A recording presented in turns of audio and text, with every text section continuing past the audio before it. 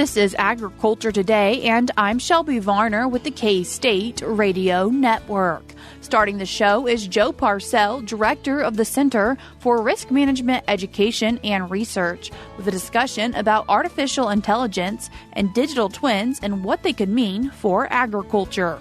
Kansas Forest Service Community Forestry Program Coordinator Matt Norville continues today's show with information about caring for trees in the winter. Proper care can help with tree, human, and wildlife safety. Kansas State University Nursery Crop and Marketing Specialist Cheryl Boyer completes the show discussing why it's important to have color in the home landscape throughout the year, especially in winter. That and more is coming up ahead on Agriculture Today.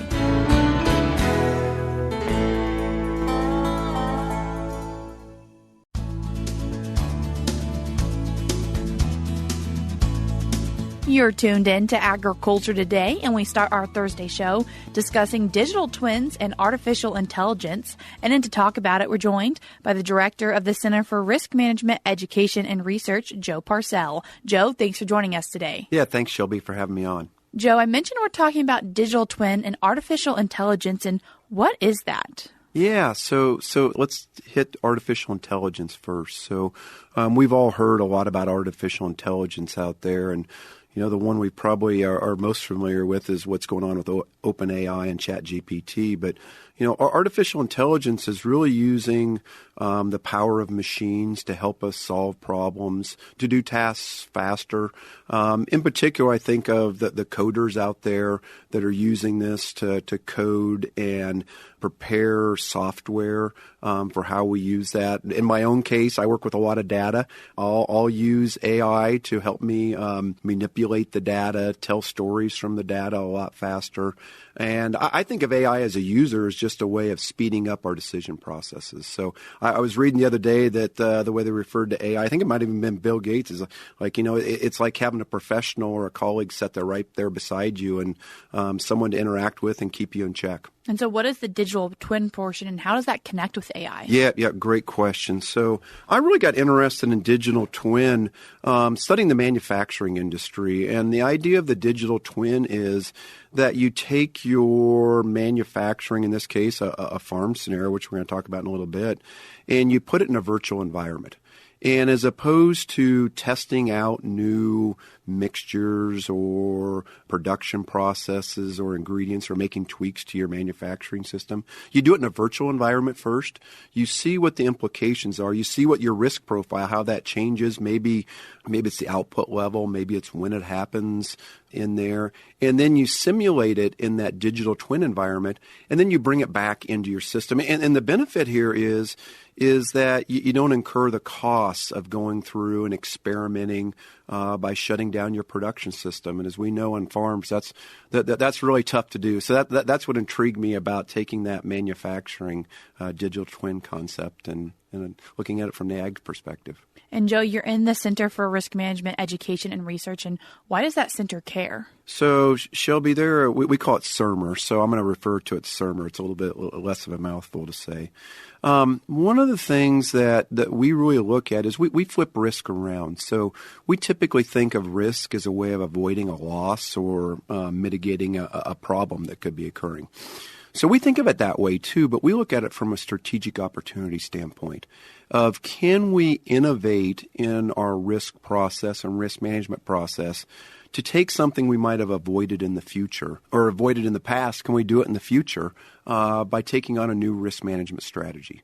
So there in CIRMR, we're an interdisciplinary group, so students come from all backgrounds. We have speakers from all backgrounds, and we explore how others look at risk, how others analyze risk and the risk management strategies, so that when those students get into the job, they're ready to solve some of the biggest problems that a company or a farm faces. And as we're thinking about agriculture and its producers, and maybe how this could be used for them, one of those ways is marketing. Yep. And, Shelby, I'll dig in first, and I want to make sure all the listeners understand is this isn't going to be farmers becoming coders overnight, too. So this is really AI and digital twin and marketing here even. It's really going to be the ability to scale this to a farm scale. We see it all the time in other areas of our economy. Take banking. A lot of things that we're talking about here today are already occurring in the financial sector. This is going to allow AI is going to allow the coders and the developers and the innovators and the advocates to bring that to the farm. And on the marketing side, we're going to be connecting up the data that's occurring at that farm level, whether it's precision ag data, whether it's the finance data, whether it's what's going on in the futures and derivatives or what contracts we have. We can bring that into that environment and using that digital twin. What is that optimal marketing decision today? What's it going to look like tomorrow? We don't do that quite as often right now, but in the future, it's going to be feasible. And agriculture producers are usually business owners, and so that means they have to work with booking and have to make sure they're following rules and regulations. And is that something you see AI possibly helping with in the future? Yeah, absolutely. From the legal and especially book side or accounting side, I think what it's going to be able to do is the speed at which it can capture information, especially on the regulatory or the legal side, and help us as farmers be able to write better contracts. Maybe it's on a rental agreement on there, so it's a win-win for everyone, and it changes over time. But then on the accounting side, I always think about December. Everybody's out there doing a dry run. Should they go buy another piece of equipment or a few more animals or so? It's going to reduce down kind of the anxiety that I hear in the voices of folks. Oh, it's time to go see the accountant and see where we're at before year end. We'll be able to do that a lot quicker. Something else that's been an issue for a lot of farmers and ranchers is finding employees. And then is there a way that AI could possibly maybe not help find employees, but find ways to communicate with them? Yeah. We've been following this in the center and had some speakers talk about this, is the ability for AI to help us more rapidly translate between languages. And, one of the fascinating parts there is one of our limiting factors of finding employees, especially as we look at the H-2A program or so, is that matches up with our language, right? And with that, not just for the farmer themselves that's looking to hire labor, but also the service providers in that community. Maybe it's the schools serve the families of those employees, or the hospitals where they have to get care. But the rapid translation. So the way I see it explained and have it heard explained to me, it's like wearing a Bluetooth headset. And as I talk into it, and I've got an employee that doesn't understand English but maybe understands Portuguese, we'll just be able to talk seamlessly back and forth and communicate and our own languages. And it speeds up that process. Basically, it's going to hear what we say. It's going to go write it out real time. It's going to interpret into their language and translate it back in their tongue. Joe, do you have any guess of what the impact this could be for agriculture and when we might possibly see it? Shelby, that's a great question about when we're going to see it. The one thing that I think has surprised us all, not just with AI but technology recently, and maybe it's because of AI, is the speed of adoption. And I think wherever you see that we've got some challenges out there, and I think of the labor shortage is one of them, you see a lot of resources pour into that space really quick. So, and that's not just true for agriculture when it comes to the employment challenges there. I think that's one you could see really quickly that could be a big benefit there. I think the other ones, I think it'll be a little bit longer, and I think you're going to see your innovative, larger operations innovate first and adopt first, but it's going to be a pretty quick trickle-down effect in there. As we're talking about AI, wanting to mention that it's probably not going to be the answer to everything, but maybe more of a way to find different strategies. Absolutely correct. It will not be an answer to everything. It's not going to be for everyone out there, but it's probably going to allow for some of our historical costs of adopting some of these technologies to come down, that especially for small and medium scale farmers, may make them more attractive to adopt and understand. Important then for risk management, but then also possibly other issues or sectors of agriculture? Yeah, absolutely true for risk management and other sectors, because I think of, one of the big things we hear a lot about the last several years, and that's resiliency. And we probably don't know very well yet in agriculture throughout the food chain how to measure that resiliency, because there's so many different steps involved, so many different producers that supply an ethanol plant that go on to provide the ethanol that we put in our cars. Being able to link all that information together more efficiently, we'll be able to study risk in a whole different way and understand how to get ahead of risk before it happens. Joe, thank you for taking the time to join us today and share with us some information about artificial intelligence, but then also digital twins and how it could impact agriculture. Thank you, Shelby. That was Director of the Center for Risk Management Education and Research at Kansas State University, Joe Parcell. If you'd like to learn more about the center, you can do so by going to www.ksu.edu/risk management. Again, that is www.ksu.edu/risk management. I will link that in today's show notes on actoday.net. Also in today's show notes will be a way for you to learn more information about the K-State Swine Profitability Conference. This conference is planned to take place Tuesday, February 6th in Manhattan, Kansas. K-State swine specialist Joel DeRushi says it provides information on the status of the U.S. pork industry, discuss U.S. swine disease patterns, detail world-renowned swine disease research capabilities to safeguard the U.S. swine herd, and provide direct experiences from a Kansas family swine operation. If you'd like to get registered for this event, pre-registration is $25 per participant if done before January 26th. After that, it is $50 per participant. You can also get registered at the door on that day. You can find more information about this by going to ksuswine.org. Again, that is ksuswine.org. We're cutting to a short break now on Agriculture Today, but stick around because we have more for you ahead.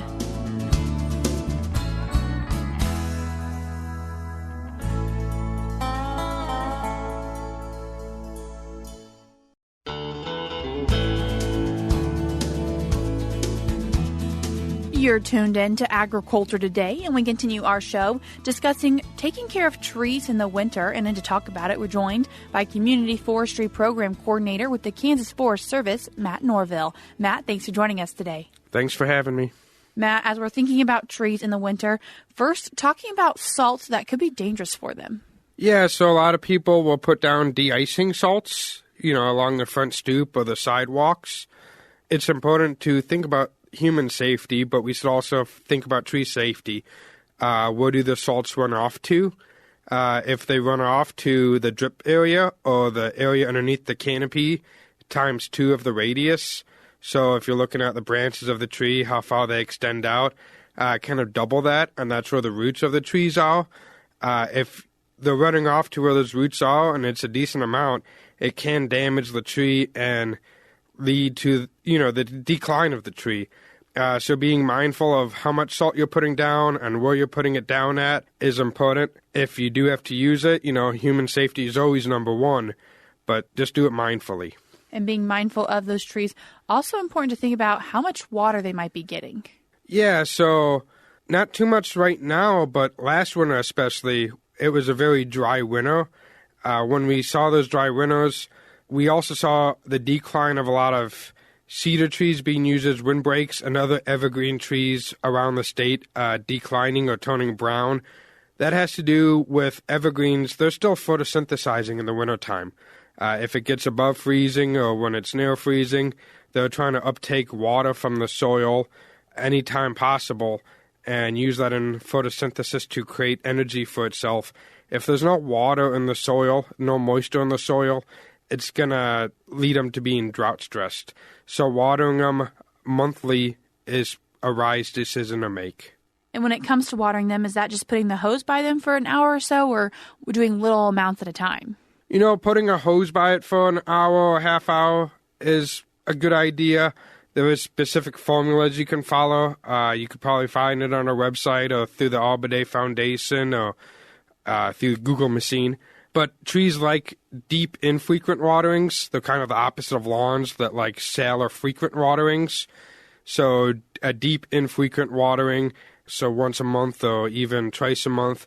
Does the tree show signs of being drought stressed? Yeah, if you start seeing the needles turning brown, especially at the tips of the needles, not so much in the interior of the tree, but in the exterior, near the ends of the branches, if those start browning, it's probably a sign of drought stress. And thinking about caring for those trees, we've had some pretty cold conditions recently, and can it get too cold for some trees? It can get too cold for some trees. That's why we have plant zones. Just like when you look at what vegetables you're going to plant or flowers you're going to plant, you try to identify what zone you're in.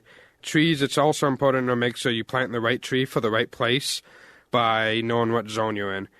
So a Sitka spruce or Colorado blue spruce can do really well in the cold conditions, but you move it down to Florida or Georgia, and it's not going to do too well in those warmer conditions. So it can get too cold for certain species of trees. Right here, we're kind of on the border of what magnolias do well and what don't do well in our area. Well, we're kind of more limited in Manhattan than you are even in Wichita about what magnolia varieties do better. Is there a resource that people should use to make sure they get trees that fit their landscape? So our website, the Kansas Forest Service website, we have tree lists split up in 4 different districts for the Northeast, Southeast, Northwest, and Southwest. We have tree lists that are specific. They also go into moisture limitations of the soil, alkaline trees, or trees that work better in alkaline soils than do not. So I recommend taking a look at those lists. We're actually going to be coming out with some new ones in the coming months. We're developing them now, but we got to get it through publishing and all that jazz. Sounds like some good resources coming to people. And something else to think about as we're thinking about trees and in the wintertime, thinking about the sun and the damage it could also do to trees right now. Yeah, so the sun can affect trees negatively, especially trees with thin bark. They can get an abiotic disorder called sun scald, which basically means it's climate. It's a condition that isn't derived from insects or fungi or bacteria. It's derived from the conditions around it, just like a tree that gets drought. It's called sun scald, and you will see it on the western side or even the southern side of trees in the wintertime that have thin bark.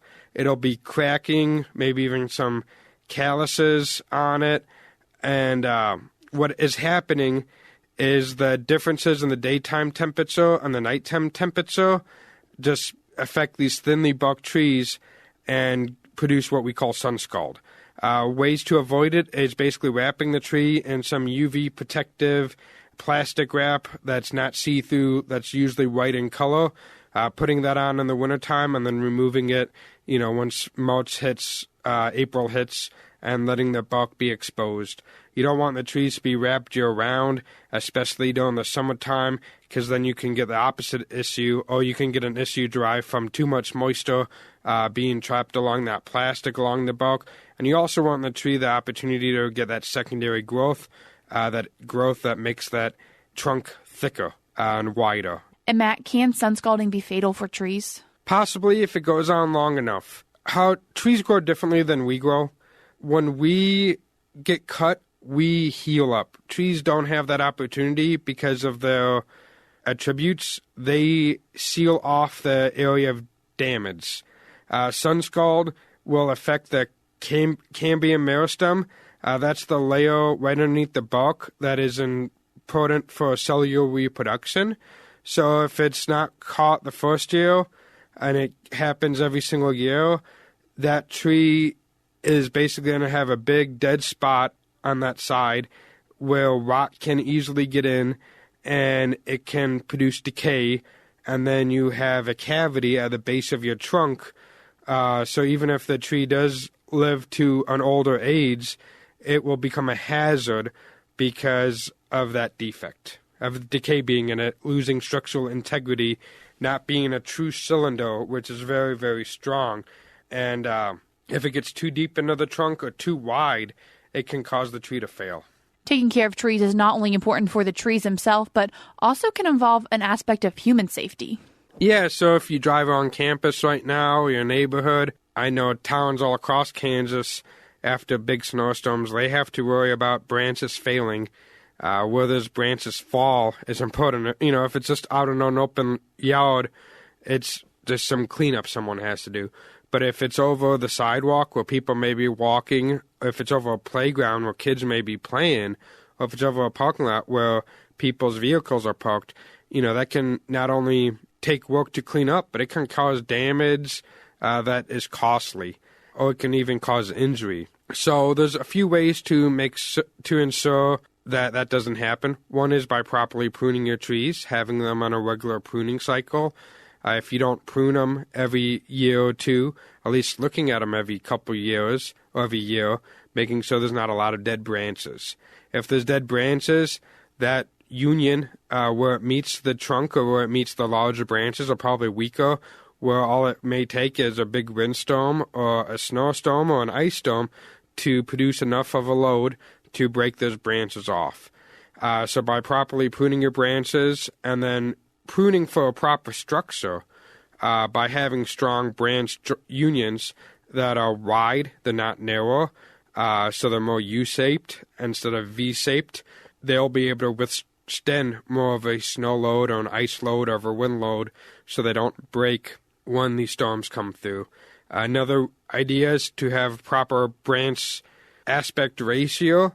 You kind of want a 2-to-1 ratio between the size of the branch coming off connected to the trunk or connected to the bigger branch. So you always want smaller branches coming off, not kind of having the same size branches coming off at the same area. That will also produce a weak union that can fail underneath the stress of snow or ice or wind. And as we're thinking about keeping humans safe, also as we're talking about trees, possibly need to keep in mind wildlife. Yeah, so this time of year, wildlife may be in the cavities of the trees.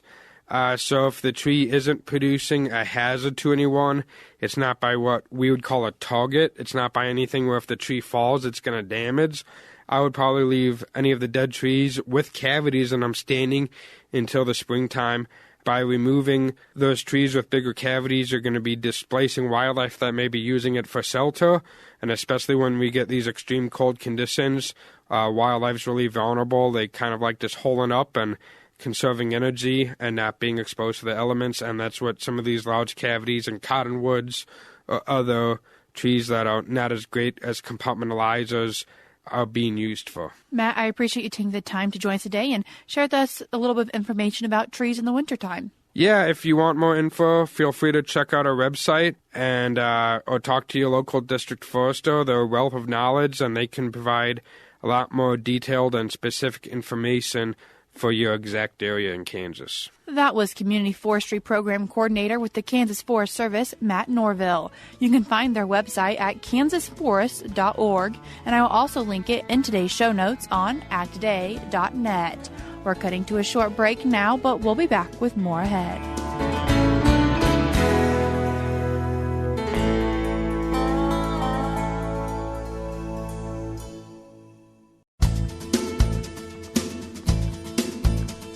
This is Agriculture Today. Along with Shelby Varner, I'm Jeff Wickman.